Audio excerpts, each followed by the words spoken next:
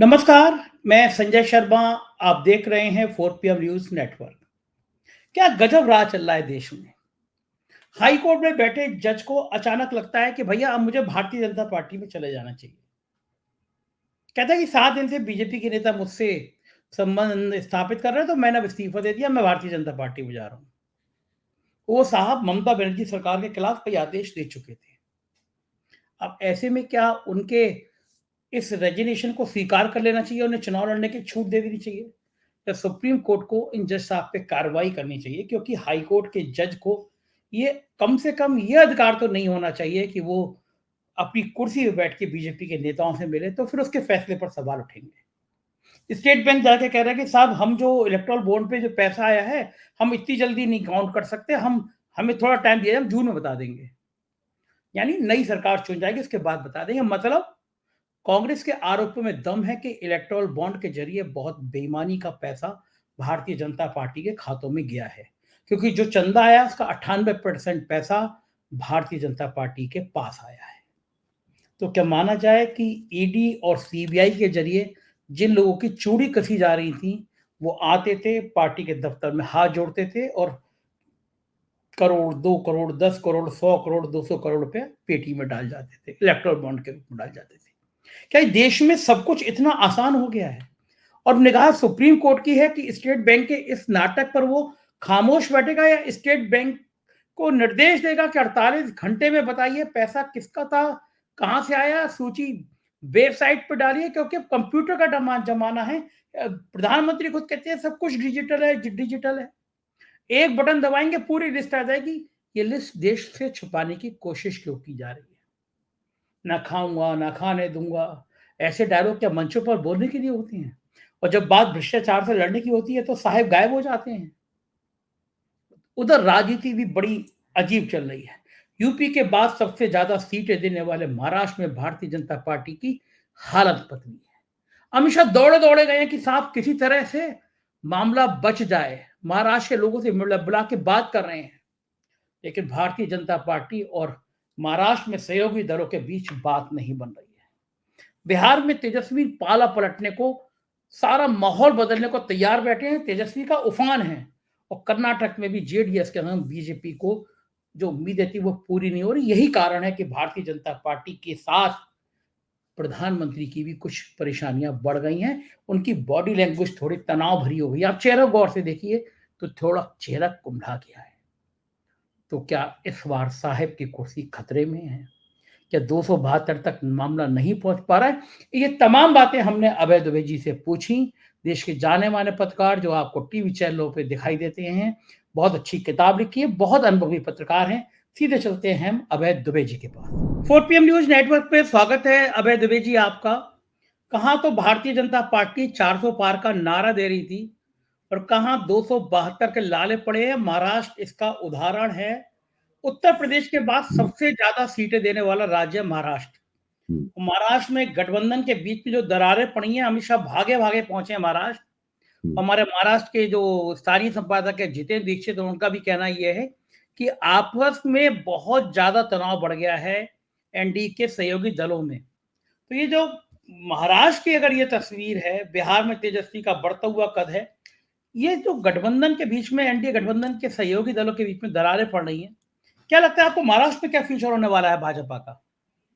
संजय जी जो सरकारी मीडिया है, मैं उसको सरकारी मीडिया कहता हूँ, आप चाहे तो गोदी मीडिया भी कह सकते हैं, वो सारे सवाल जो है वो गैर भाजपा विपक्ष से पूछता है, गैर भाजपा पार्टियों से पूछता है, इंडिया गठबंधन से पूछता है कि भाई आपका यहाँ पे गठजोड़ क्यों नहीं हो रहा, वहां गठजोड़ क्यों नहीं हो रहा। लेकिन वो भारतीय जनता पार्टी से कोई सवाल नहीं पूछता। भारतीय जनता पार्टी के गठजोड़ में क्या-क्या हो रहा है, क्या-क्या दिक्कतें हैं, कहाँ-कहाँ असंतोष है, कहाँ गठजोड़ टूटने की कगार पे है, कहाँ लोग एक-दूसरे को गालियाँ दे रहे हैं, कहाँ एमपी टिकट वापस कर स उम्मीदवार टिकट वापस कर रहे हैं, इन सब सवालों को नहीं पूछा जाता। ज़्यादा-ज़्यादा इनकी सूचना देके वो लोग अपने काम की इतिश्री कर लेते हैं, ज़िम्मेदारी निभा लेते हैं या जवानी जमा खर्च कर लेते हैं। जबकि वस्तुस्थिति ये है कि राष्ट्रीय जनतांत्रिक गठजोड़ यानी कि नेशनल डेमोक्रेटिक अलायंस कई राज्यों में काफ़ी संकट संकट का सामना कर रहा है। उसका सबसे पहला उदाहरण है महाराष्ट्र, जिसका अभी आपने ज़िक्र किया। अमित शाह वहाँ गए हैं उन समस्याओं को हल करने के लिए। उनको लगता है कि वहाँ पर जो एनडीए के सहयोगी दल हैं, भाजपा के साथ उनकी काफ़ी खींचतान बहुत जबरदस्त रूप से बढ़ चुकी है। तो पहली खींचतान जिसका मैं यहाँ जिक्र करूंगा वो है एकनाथ शिंदे की भाजपा के साथ खींचतान। एकनाथ शिंदे क्या है हम सबको पता है, वो उद्धव ठाकरे की पार्टी के टूटे हुए हैं। अब भारतीय जनता पार्टी ने चुनाव आयोग का इस्तेमाल करके, भारतीय जनता पार्टी ने राहुल नार्वेकर जो स्पीकर हैं असेंबली के, उनका इस्तेमाल करके इनको असली शिवसेना का है की हैसियत दिलवा दी है। इसी तरह असली एनसीपी की हैसियत उन्होंने अजित पवार वाले गुट को दिलवा दी है। अब ये दोनों ही गुट इस तरह का आचरण करने लगे हैं जैसे वास्तव में ये असली पार्टी हो। भाजपाइयों ने हैसियत दिलवाई है और वो कह रहे हैं कि अब हमारा जो लोकसभा का पिछला हमारी पार्टी का जो परफॉर्मेंस था हम उसके हिसाब से सीटें मांगेंगे। आप समझ रहे हैं ना, जबकि कायदे से देखा जाए तो एकनाथ शिंदे की शिवसेना है, उसका लोकसभा का क्या परफॉर्मेंस था इसको नापने का कोई फार्मूला है नहीं। हाँ, इनके पास कोई बैरोमीटर नहीं है इससे उसको नाप पाए। लेकिन एकनाथ शिंदे का दावा है कि हमें तो उसी हिसाब से सीटें चाहिए जिस हिसाब से जब उद्धव ठाकरे और जब शिवसेना एक थी और भाजपा के साथ अलायंस करके वो लड़े थे और लोकसभा चुनाव में बहुत बेहतरीन नतीजा उन्होंने हासिल किया था। अच्छा, इसके बाद एकनाथ शिंदे को बीजेपी मानती थी कि जो हमारा पपेट होगा, पपेट रहेगा, प्यादा रहेगा, इसको हम मुख्यमंत्री बना देंगे लेकिन रहेगा हमारे ऊपर। लेकिन हुआ क्या इस असल में, जब मराठों ने अपना आंदोलन बढ़ाया और सरकार को घेरा और मराठा नेता खैरलांजे ने अनशन करना शुरू कर दिया। अनशन करने में बड़े एक्सपर्ट हैं, कभी भी कहीं भी अनशन करना शुरू कर सकते हो, बहुत काफी दिनों तक भूखे रह सकते हैं वहां पे। तो वो शुरू किया। एकनाथ शिंदे ने अपनी अथॉरिटी का इस्तेमाल करके बिना भाजपा के साथ कोई भी विचार विमर्श किए, उनको विश्वास में लिए, उनको आरक्षण देने का वायदा उनसे कर दिया, अनशन तोड़वा दिया, जूस पिलवा के। अब बीजेपी के अंदर इस बात को लेकर संतोष पैदा हुआ। बीजेपी के अंदर जो ओबीसी गुट है, ओबीसी लॉबी है, उसने इसका विरोध करना शुरू कर दिया।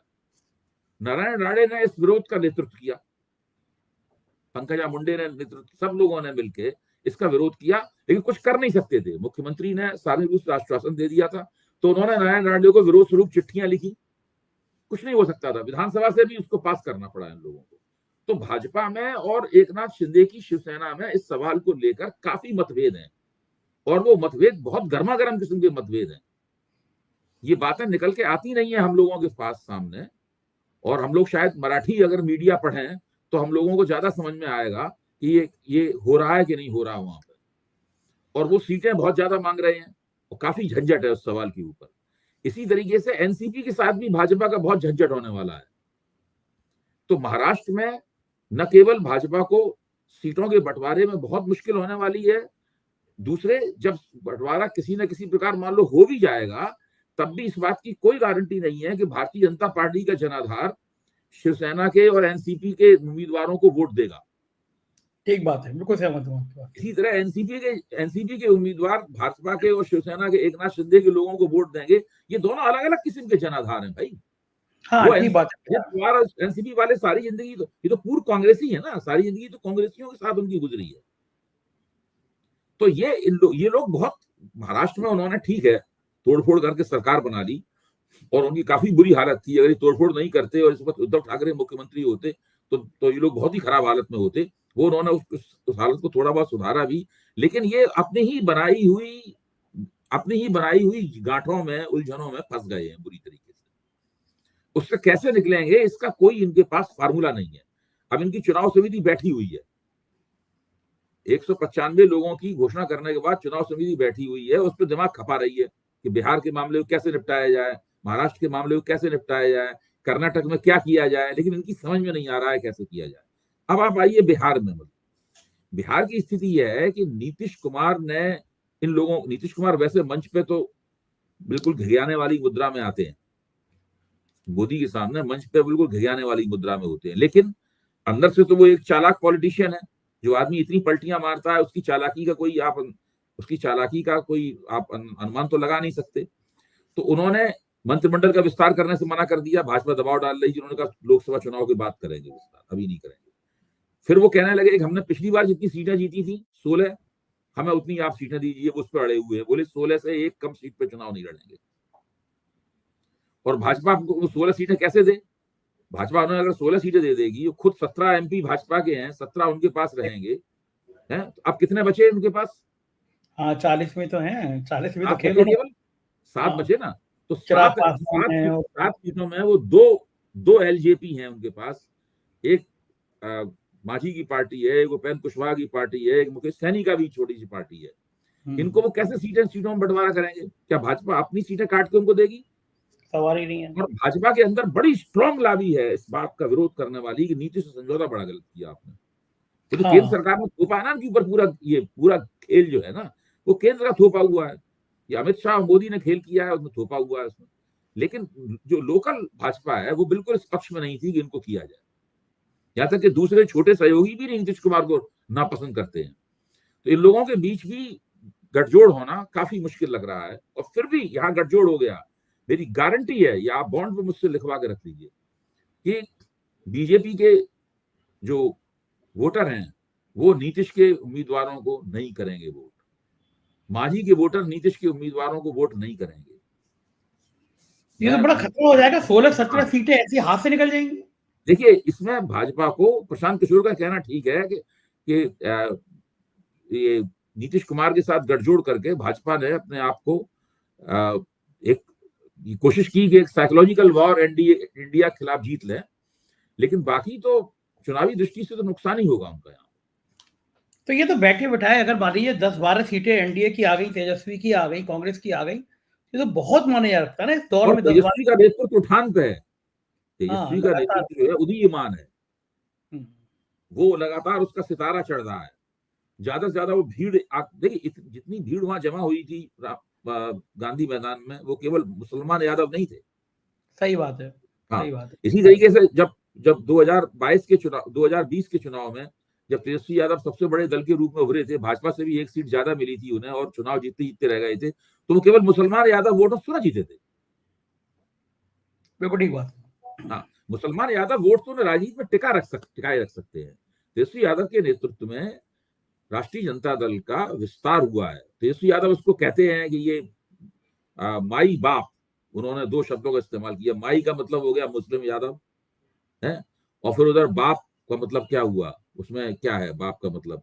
उसका मतलब है मेरे ख्याल से उसमें अगड़े भी हैं, उसके अंदर हाँ, आधी दुनिया भी है, उसके अंदर गरीब पुअर वो भी हैं। इस तरह करके वो माई बाप करके एक पूरा मुहावरा बना रहे हैं ताकि ठीक से लोगों की बात समझ में आ जाए बात।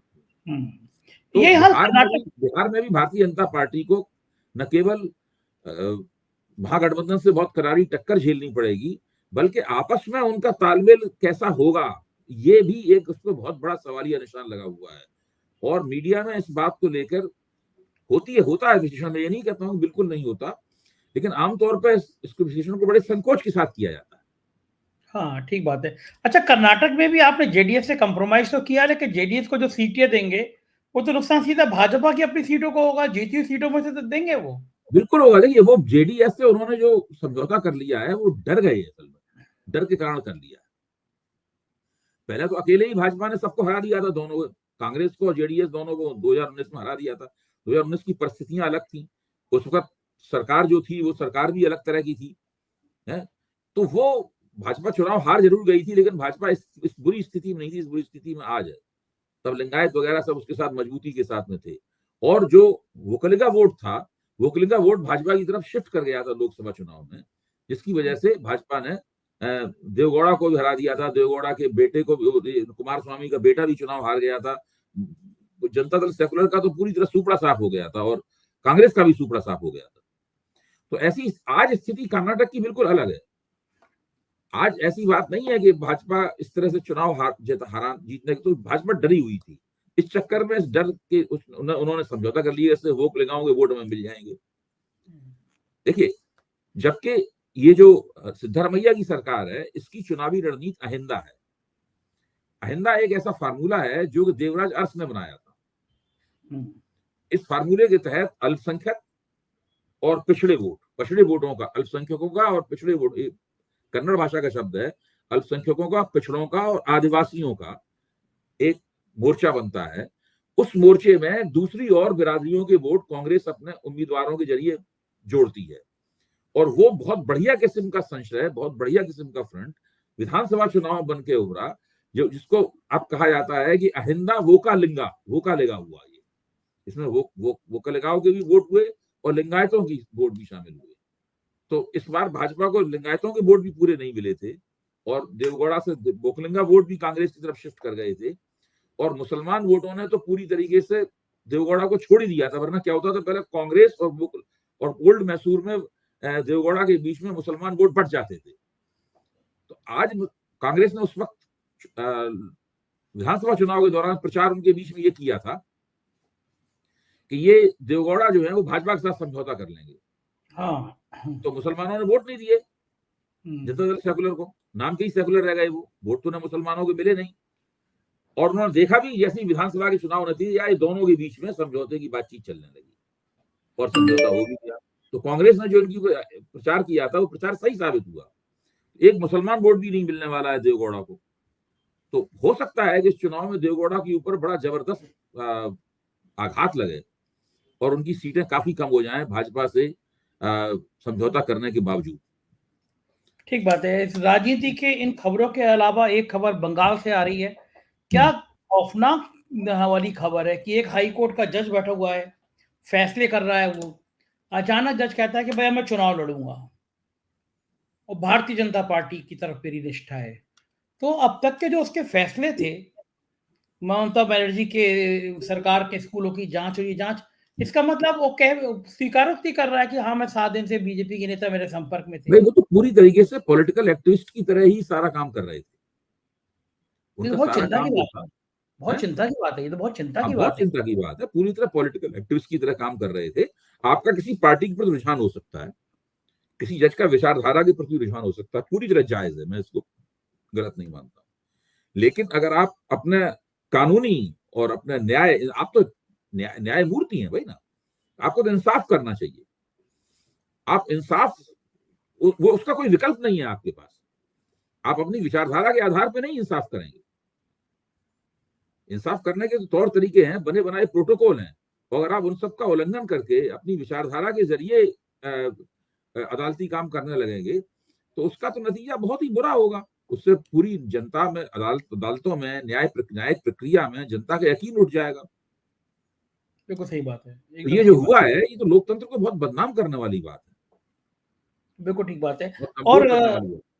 और इसी तरह एक चौंकाने वाली खबर सुप्रीम कोर्ट से आई है कि सुप्रीम कोर्ट ने कहा भाई इलेक्टोरल बॉन्ड किस पार्टी को कितना चंदा मिला, ये तो जानने का हक पब्लिक का है, सार्वजनिक करिए। स्टेट बैंक से कहा 6 मार्च तक बताइए।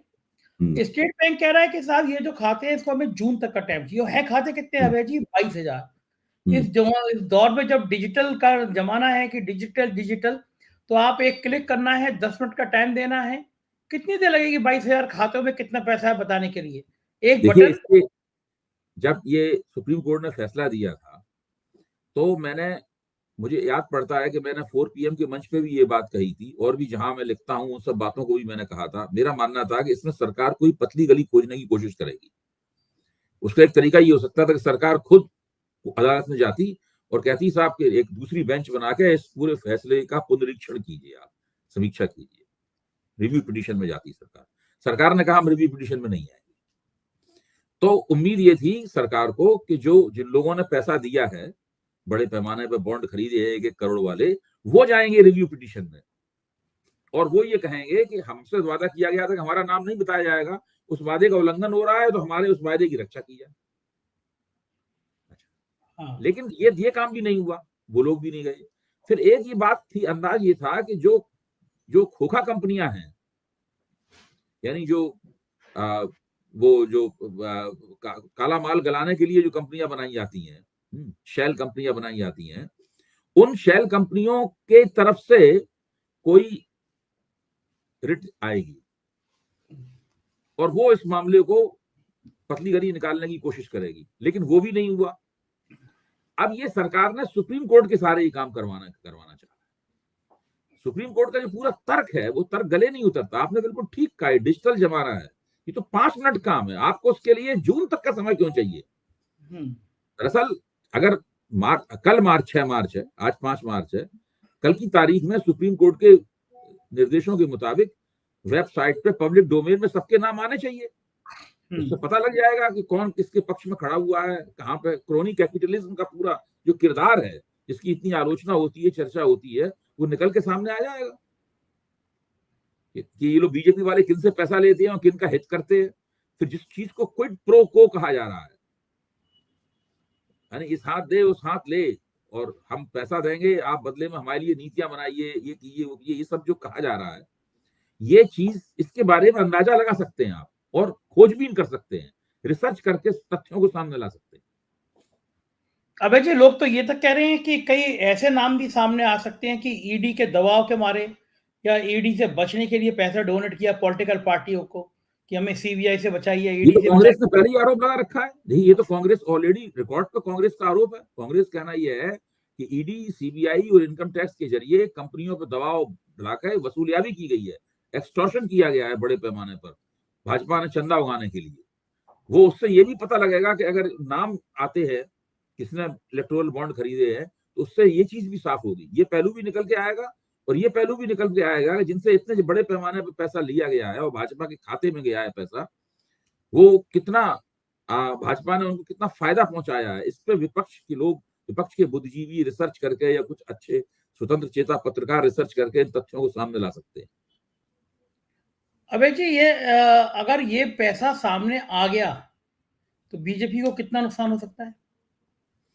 देखिए, ये इस बात पर निर्भर करता है कि विपक्ष इस बात को लेकर कितनी हवा बनाता है। भाई, अभी तक तो ये बात कही जाती थी, तथ्य आ रहा था कि बीजेपी को इतने परसेंट मिल रहा है, 90% से ज्यादा मिल रहा है, 10% में सारे अपोजिशन पार्टी हैं। फिर ये होगा कि बीजेपी को जो इतना मिल रहा है, इसमें साबित ये करना पड़ेगा इसमें क्विड प्रो को क्या है। जो पैसा मिला है उसके बदले में बीजेपी ने फायदा उन्हें कितना पहुंचाया है, उसके कुछ पक्के सिक्काबंद उदाहरणों को सामने लाना पड़ेगा। इसी पीरियड में ये देखना पड़ेगा कि जिस कारपोरेट हाउस से इतना पैसा आया है, उस कारपोरेट हाउस की संपत्ति कितने परसेंट बढ़ी, उसके पूरे कारोबार में, उसके टर्नओवर में कितना उछाल आया, क्यों आया, कैसे आया, उसमें सरकार की भूमिका क्या रही, सरकारी नीतियों की भूमिका क्या रही, किस तरह आउट ऑफ वे जाके, मतलब कानूनी तरीकों से बाहर, सीमाओं से बाहर निकल के इसकी कितनी मदद की गई, देश के बाहर, देश के भीतर ये सब काम कैसे हुए। इन चीजों का पता लगाना फिर मुश्किल नहीं रह जाएगा, क्योंकि सामने किस कंपनी को टारगेट करके रिसर्च करनी है वो अपने आप में साफ हो जाएगा पूरी तरह। इसमें यह भी मालूम पड़ जाएगा कि कुछ अनजान किस्म की कंपनियां उसमें अगर आएंगी, उससे ही मालूम पड़ जाएगा कि शेल कंपनियां हैं ये। उससे फिर यह तय होगा कि आपने काला पैसा गलाने के लिए इलेक्टोरल बॉन्ड की पूरी स्कीम जो है उसका इस्तेमाल किया गया है शेल कंपनियों के जरिए। बिल्कुल ठीक बात। अच्छा अभय जी, लगता क्या है अब सुप्रीम कोर्ट क्या कहेगा, आपके हिसाब से क्या कहेगा? मेरे ख्याल से तो सुप्रीम कोर्ट ने इस तरह फैसला दिया है, अगर मुझसे पूछा जाए तो मैं तो उम्मीद सुप्रीम कोर्ट से ये करूंगा कि वो कहे कि नहीं नहीं, आपके पास केवल 24 घंटे बचे हैं, आप वो जो आदेश दिया गया उसका पालन कीजिए। अगर सुप्रीम कोर्ट ने इनकी बात मान ली चुनाव आयोग की, तो क्या फायदा रहा इस फैसले को देने का? हाँ ठीक बात है, ये तो पहले ही चल रहा था, पहली ही बात हो रही थी ये बात। आपको लगता है, क्योंकि एक बार पहले हुआ कि सुप्रीम कोर्ट के एक जज पर, चीफ जस्टिस पर एक महिला ने आरोप लगाया, उसके बाद चीफ जस्टिस ने बड़े चर्चित फैसले दिए और राज्यसभा पहुंच गए, वो महिला भी गायब हो गई, आरोप भी गायब हो गए। एक सुप्रीम कोर्ट की एक साख पर सवाल खड़ा हुआ, लेकिन जब चंद्रचूड़ आए तो लोगों ने पहले ही कहना शुरू कर दिया, कम से कम अब एक सुप्रीम कोर्ट का चीफ जस्टिस ऐसा आया है, आने से पहले कहना शुरू कर दिया कि जिसको देख के लगता है कि न्याय की बात करेगा, न्याय का फैसला करेगा। कुछ फैसले उन्होंने चर्चित दिए भी जो सरकार को शायद अच्छे ना लगे, तो लग रहा है कि कोई इसमें सख्त फैसला आ सकता है। देखिए, सुप्रीम कोर्ट का मैं किसी जज का नाम नहीं लूंगा, मुख्य न्यायाधीश का किसी जज का नाम नहीं लूंगा, मैं ही कहूंगा सुप्रीम कोर्ट का ऐसा फैसला जो हमें पसंद आता है तो हमें लगने लगता है सुप्रीम कोर्ट ने बड़ा अच्छा काम किया, फिर ऐसा फैसला आ जाता है जो हमें लगता है कि ये ठीक काम नहीं हुआ। लोकतंत्र को बचाने की जिम्मेदारी हमें सुप्रीम कोर्ट पर डालना छोड़ देना चाहिए, ये मेरा एक पुराना स्टैंड है। मैं ये कहता हूं सुप्रीम कोर्ट से लोकतंत्र की क्वालिटी नहीं तय हो सकती, ठीक बात। लोकतंत्र की क्वालिटी हमारे और आपके जैसे लोग तय करते हैं। हम लोग जो 4 PM पे चर्चा करते हैं ये लोकतंत्र की गुणवत्ता जो है उसको सुनिश्चित जरूर कर सकती है एक हद तक। ये हमारे जैसे दूसरे लोग जो है, जो पब्लिक डोमेन में खड़े हुए हैं, जिनका आलोचनात्मक मानस अभी मरा नहीं है, बात करते हैं, चर्चा करते हैं। हाँ, वो लोग, मतलब हमें बहस करना है, हमें हर बात में बहस करनी चाहिए, हर बात पे शंका करनी चाहिए, पूछना चाहिए कि ये कैसे क्या हुआ। सरकार कहती है हम इतना ट्रिलियन इकोनॉमी बनाएंगे, तो उनसे पूछना चाहिए भाई कैसे बनाओगे वो इकोनॉमी। आप जो कह रहे हो उसका, जो 80 करोड़ लोगों को आप मुफ्त अनाज दे रहे हो, उससे उसका आपस में क्या संबंध है, ये साबित करो। सही बात है, ये सवाल हाँ, होने चाहिए। और ये सवाल लगातार लगातार किए जाने चाहिए। जब सरकार बिल्कुल। कहती है देखिए आईएमएफ ने ये कह दिया है, वर्ल्ड बैंक ने कह दिया है, तो हमें पलट के पूछना चाहिए आईएमएफ वर्ल्ड बैंक तो आंकड़े जमा करने वाली संस्थाएं नहीं है। वो तो उन आंकड़ों के आधार पर बात करती है जो आंकड़े आप उन्हें देते हैं। सही बात है। आईएमएफ वर्ल्ड बैंक का कोई किसी भी देश में अर्थव्यवस्था का कोई आंकड़ा वो लोग जमा नहीं करते। वो भारत सरकार से मांगते हैं अपने आंकड़े दे दीजिए, उसके आधार पर वो निर्णय करते हैं। भारत सरकार जो आंकड़े उन्हें सप्लाई करेगी उसके आधार पर वो करेंगे। फिर जो आंकड़े इनके, वो कहते हैं हमारा इतना जीडीपी है, तो वो जीडीपी कहां से आया है? वो जीडीपी संगठित क्षेत्र से आया है कि असंगठित क्षेत्र से आया है? असंगठित क्षेत्र का जीडीपी कितना है? क्या इस जीडीपी में वो जीडीपी रिफ्लेक्ट होता है? ये सब सवाल हम लोगों को पूछना चाहिए। इन सवालों का पूछना ही लोकतंत्र की गुणवत्ता सुनिश्चित करता है। सुप्रीम कोर्ट के फैसलों से इसकी गारंटी नहीं ली जा सकती। बिल्कुल ठीक बात है। एक आखिरी सवाल, मेरे कुछ मित्रों ने कहा, मैंने भी देखा, मोदी जी की बॉडी लैंग्वेज कुछ परेशान नजर आने लगी है। क्या आप भी महसूस करते हैं? नहीं, देखिए जो लालू यादव ने जो भाषण दिया, उस भाषण को लेकर उन्होंने जो तुमार खड़ा किया है, जिस तरीके से वो सब लोग अपना ट्विटर हैंडल बदल रहे हैं, ये सब जो कर रहे हैं, और गोदी मीडिया उसको पूरी तरह मोदी जी से भी ज्यादा ऊंचे स्वर में उसको समर्थन दे रहा है, वो इस बात का सबूत है कि उनको लगता है कि ये खासतौर से परिवार वाले मसले को लेकर उनके मन में कहीं कोई फांक है, और उस डर है। फांक को, हाँ, उस जब वो नॉर्मली वो लोग नहीं कर पाते। ये मैंने पहले भी बात कही है, मैं ये मानता हूं कि उनको बहुत बिना परेशान हुए इस बात से निपटना चाहिए था। भाई ये तो मोदी जी की जीवन स्थिति है ना, उनकी जिंदगी का यथार्थ है। इस यथार्थ को वो कितना ट्विस्ट करेंगे, कितना ट्वीक करेंगे यथार्थ को। ठीक, बिल्कुल सही बात है कि सामने आना चाहिए। बहुत बहुत शुक्रिया अभय जी, आपने ऐसी बातचीत इतनी विस्तार से और सार्थक तरीके से की। आभार आपका। तो ये थे अभय दुबे जी। कितना सटीक विश्लेषण किया है इस देश के सिस्टम का। मैं आपसे अनुरोध करूंगा कि आप भी मुझे बताएं, क्या आप अभय दुबे जी की बातों से सहमत हैं? आपकी राय का, आपके कमेंट का मुझे बेसब्री से इंतजार रहेगा। बहुत बहुत शुक्रिया। Thank you.